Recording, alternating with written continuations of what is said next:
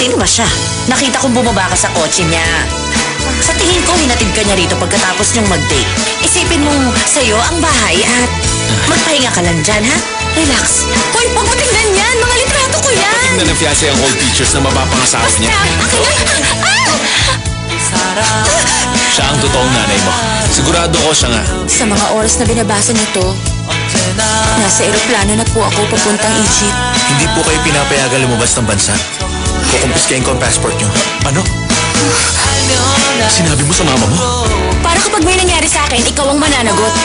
Mama, sa mga oras na binabasa mo ang sulat na to, nakasakay na po ako sa eroplano papuntang Egypt. Ano? Eroplano? Yan ang sulat mo? Ang sabi dito sa sulat, gusto niya niyang iwan ang pamilya niya. Nabuntis mo ang anak ko. Ha? Hindi mo, Ma! Hindi mo siya buntis. Congratulations, Mrs. Kim. Magkakaapo na ako. Hindi. Ang totoo, tutol ang aking pamilya sa relasyon namin ng anak niyo. Gusto nilang paglayuin kaming dalawa. Kaya nga naisipan namin nila Selma, umalis na lang. Humihingi ako ng permiso.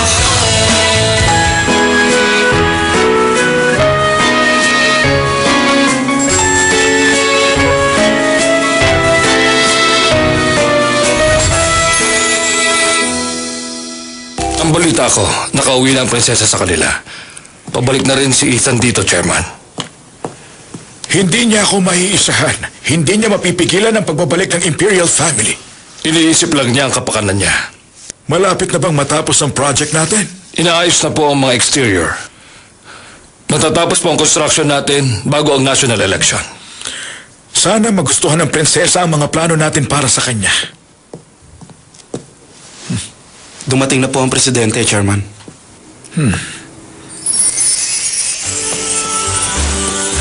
Ito po ang model ng ginagawa namin. At ito naman po ang Memorial Hall. Ay, napakaganda nito. Perfect para sa Imperial Family. Nabalitaan ko na. Binuksan ng Imperial Family ng England ang Regent Park. Ganon din ang gusto ko mangyari pagbalik ng prinsesa. Titira siya sa resort. Bubuksan din ito sa publiko. Magiging masaya ang lahat. Magiging madali din ang pagtanggap sa kanya. Ang totoo, naiinggit ako. Yan ang iyong Memorial Hall. Diyan ka titira pati ng iyong pamilya. Nangako ko sa iyo noon, Mr. President, na kapag nag-resign ka na sa posisyon mo, magtatayo ako ng isang Memorial Hall para sa iyo. Sobra na ang ginagawa mo para sa akin. Nahihiya tuloy ako. Yun ang nararapat dahil ikaw ang pinakarespetadong presidente ng ating bansa. Alam ko, pero ang mga tao, mas interesado pa sa love life ng prinsesa at ng apo mo. Hindi totoo na may relasyon ng dalawang yun, hindi ba? Ginawa niya yun para protektahan ang prinsesa. At kinailangan niya talagang magsinungaling. Sana matapos agad ang project na ito.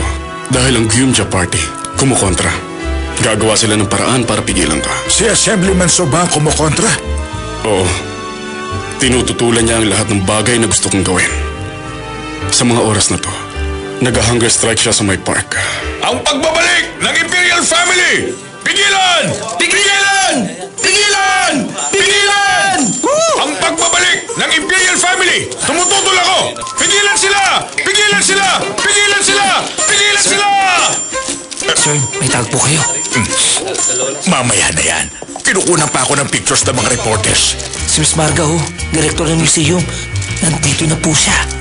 Ano? Nandito siya ngayon? Opo. Takpan mo ako. Opo. Pigilan sila! Pigilan sila! Ano kailangan mo sa akin? Sabihin mo na. Hanggang kailan ka ba mag-hunger strike? Dapat ibalik ang Imperial Family! Alam na ni Chairman ang lahat. Kailangan na magkausap tayo ngayon. Hindi Ano? sila dapat ibalik pa! Alam na ni Chairman? Pigilan! Ay, Sir? saluhin mo ko ha. Po? Kaya nga inihiling ko sa inyo! Pigilan sila! Pigilan sila! Sir? Ano nangyayari? Naku! Tulungan niyo kami! Tulungan niyo kami! Sir, dahan-dahan lang ha. Ma'am.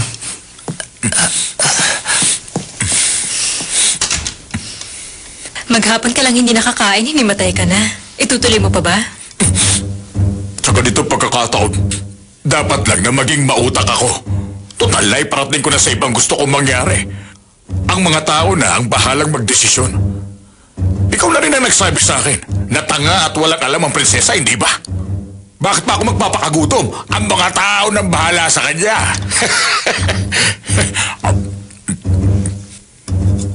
Nakausap ko na po si Assemblyman, so sa tingin ko, sir, mahihirapan tayong pasunurin siya sa gusto ninyo. Kaya huwag na po tayong umasa na susuportahan niya tayo, Chairman. Nandito na ako. Hindi ako makapaniwala sa ginawa mo. Paano mo nagawang kidnapin ang prinsesa? Walang kapatawaran na ginawa mo sa kanya. Nasisiraan ka na ba? Kung may nasiraan man dito, hindi ako yan. Lolo, paano mo naisip na ibigay ang kayamanan natin sa taong hindi mo namang kilala? Ibinabalik ko lang ito sa tunay na may-ari. Pera nila yon. Ginamit ko lang sa negosyo natin. Kung ganon, bayaran nyo ang perang nagamit nyo. Pati na ang interes. Pinaghirapan nyo ang yamang yun. Ikaw ba naghirap? Hindi mo yun pera. Ako lang ang may karapatang magpasya kung ano ang gagawin. Gusto kong marinig ang opinion mo dito, Mr. O. Malaki ang hirap mo sa negosyo, pati na ang pamilya mo isinakripisyo mo para lang sa lolo ko. Noon pa siya nagdesisyon. Wala na tayong magagawa pa. Tanggapin na lang natin ang lahat.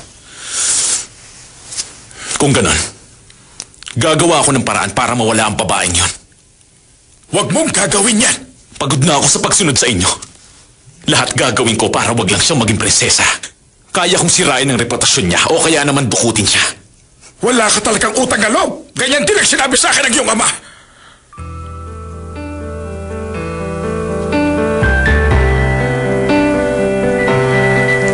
Anong sabi niyo? Itinakwil niyo ba ang aking ama? Dahil ayaw niyang sumunod sa inyo? Chairman, Ethan, sa labas na lang tayo mag-usap. Ito rin ang dahilan. Kaya napilitan siyang lumayo dito. Tinalikuran niyo siya para sa Imperial Family. Dahil ayaw niya na rin sumunod sa inyo. Tumahimik ka. Halika na. Lumabas tayo. Doon ko na ipaliliwanag.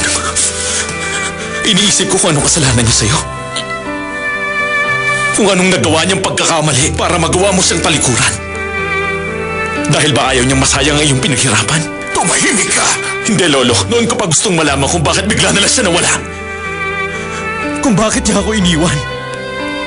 Nagawa mong sirain ang buhay ng anak mo. Para lang maibalik mo ang Imperial Family na matagal nang naglaho. Lumayas ka! Sige, labas mo na siya! Huwag na. Dahil kusa akong aalis dito. Pero isinusumpa kong hindi mo na makikita ang prinsesa. Ethan! Huwag mo siya sasaktan! Chairman! Chairman! Chairman! Ethan! Saan ka pupunta? Gabi na, magpahinga ka muna rito. Mag-dinner tayo. Pag-usapan natin to.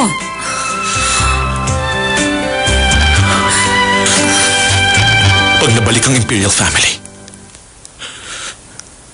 kapag wala na akong pera at mas mahirap pa ako sa daga, hindi kita mapapakasalan. Dahil wala na akong maibibigay pa na magandang buhay sa'yo. Isa yun sa mga dahilan kung bakit ako nagkakaganito.